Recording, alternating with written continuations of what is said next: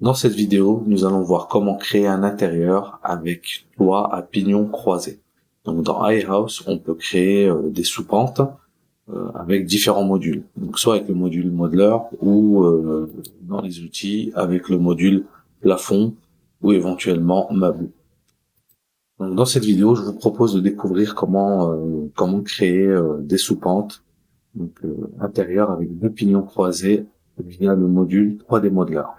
Donc dans l'exemple, je vais prendre une maison en forme de L, ici, un intérieur en forme de L. Je vais glisser déposer. Donc alors bien évidemment, dimensionner en fonction de votre plan. Ici, sur la cote de 3480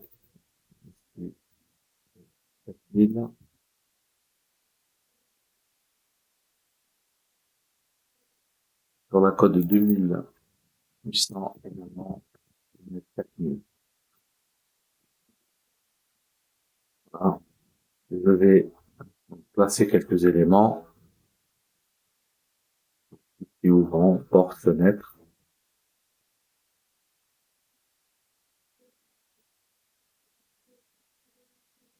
classique.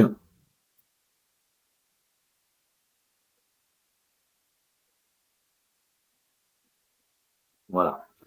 Donc, ce qu'il faut savoir, c'est que ici, on va travailler nos hauteurs.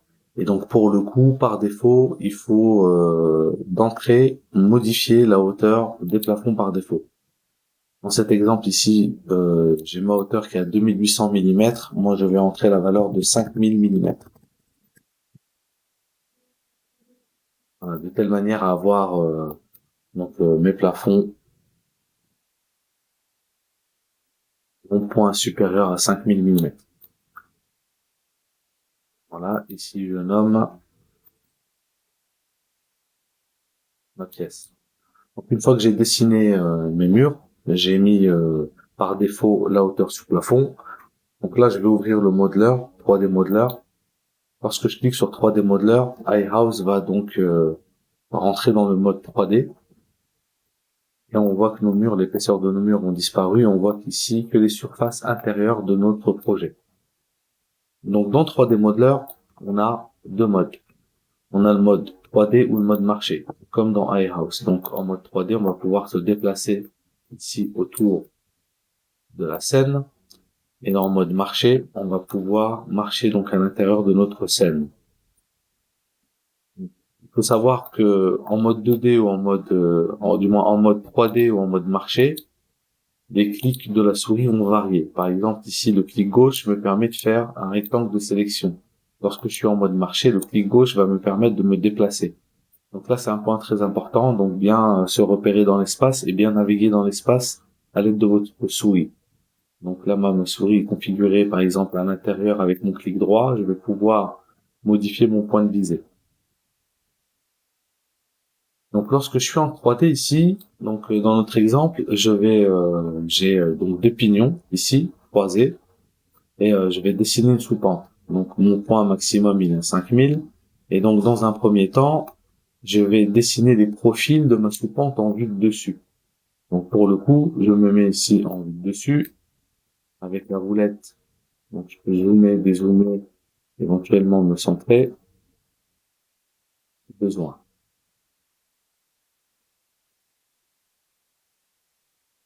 Donc, je vais tracer la forme de ma sous-pente en vue de dessus. Donc, pour tracer la forme de ma sous-pente, je vais utiliser ici la fonction ligne ou rectangle. Mais avant toute chose, je vais ajouter des repères. Alors, on n'est pas obligé d'ajouter des repères, mais il est conseillé d'ajouter des repères pour pouvoir se repérer dans l'espace, pour pouvoir ajouter des points d'accrochage de manière précise.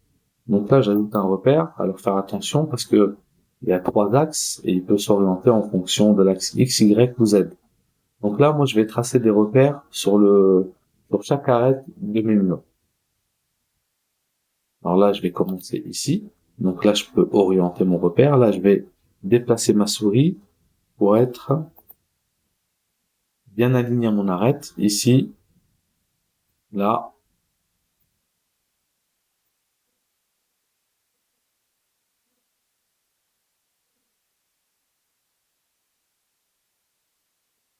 N'hésitez pas à zoomer.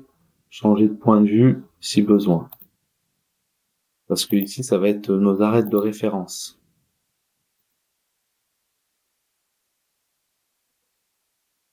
Voilà. Donc donc mes sous-pentes ici, je vais avoir mon pignon ici et là, donc deux pignons croisés. Et dans un premier temps, je vais dessiner un rectangle. Alors, on peut prendre rectangle ou ligne. Je vais commencer peut-être par ligne. Donc, je commence ici.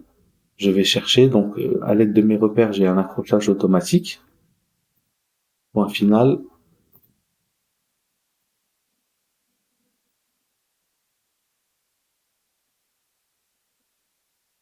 Voilà. Donc là, j'ai ma première surface. Alors, échappe ou clic droit pour sortir du crayon. Donc là, j'ai ma première surface et donc sur le profil de ma sous-pente ici, je vais tracer mon triangle à ce niveau-là. Donc mon triangle. Pour tracer mon triangle, je vais utiliser repère pour repérer donc le sommet de mon triangle. À partir de cette ligne-là, je vais déplacer et au clavier, je vais entrer la valeur de 2000. Et je vais prendre également ma référence donc par rapport au repère de droite et je vais me déplacer à 2000 également. Une fois que j'ai placé mes repères, j'utilise la fonction ligne. Je vais chercher le coin ici, là et là. Lorsque je ferme, Ihouse génère une surface. Donc là, je me retrouve avec deux surfaces.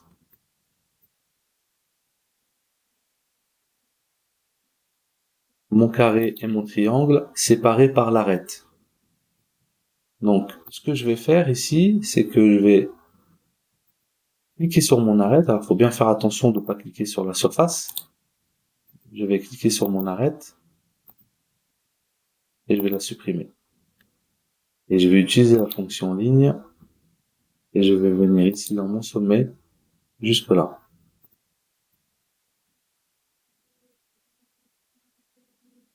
Donc là, à ce niveau-là, j'ai dessiné le profil de mon premier pignon ici. Donc il est au sol, il est plaqué au sol. J'ai une hauteur sous plafond, hauteur maximum de 5000. Et là, ce que je vais faire, c'est que je vais déplacer donc mes deux surfaces ici. Je vais les déplacer ici sur l'axe Z pour les monter, pour définir mon point de départ de sous-pente.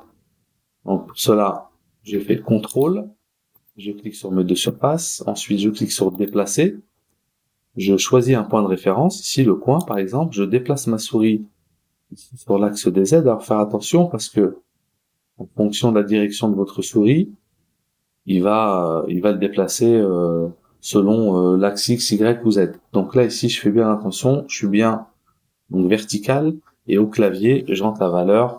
Donc par exemple ma sous-pente, si elle commence à partir de 1800 mm, entre 1800 mm.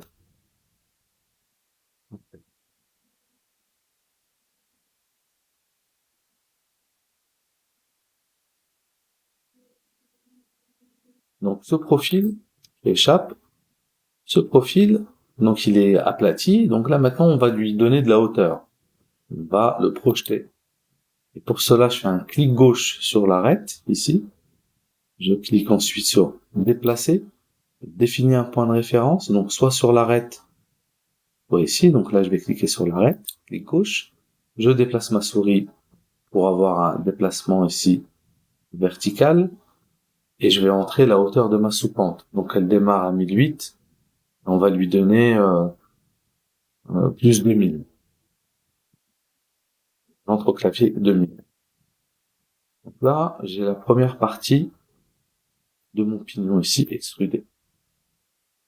Donc dans cet exemple, on est sur un pignon, sur deux pignons croisés. Donc il me reste la partie ici à faire.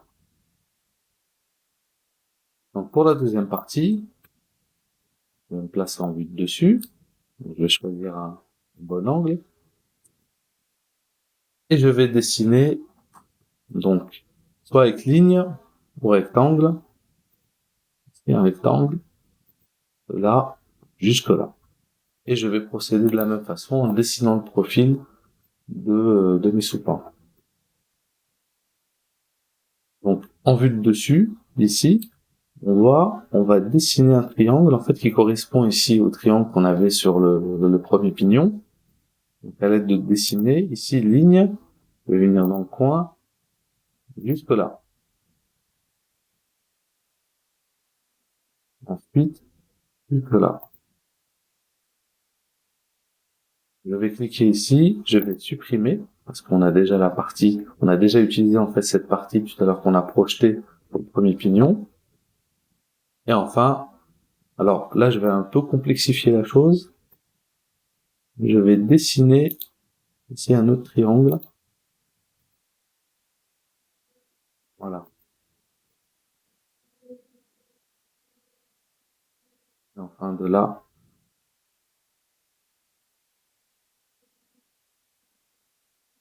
là. Donc voilà, ici, je termine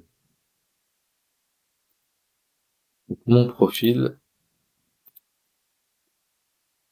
Une fois que j'ai terminé mon profil, on peut voir ici les différentes zones. Je clique sur CTRL, je les déplace. Non, avec un point de déplacement, avec une longueur de déplacement ici de 1800.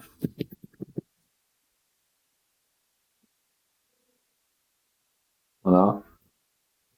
Une fois que j'ai terminé, je clique sur l'arête ici pour projeter.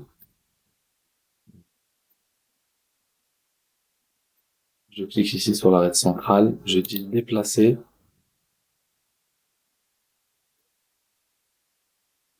Et je déplace de 2000. Je clique sur Entrée et on peut voir donc ici différentes coupes.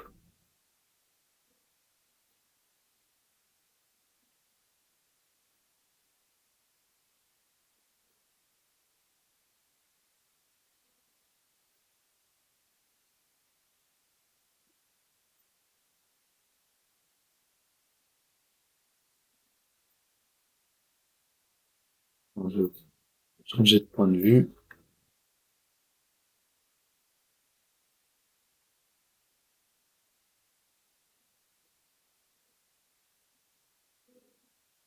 Donc voilà pour la démonstration. Donc je vous invite à effectuer les mêmes opérations de votre côté sur une scène vide pour prendre en main les repères et puis le module 3D.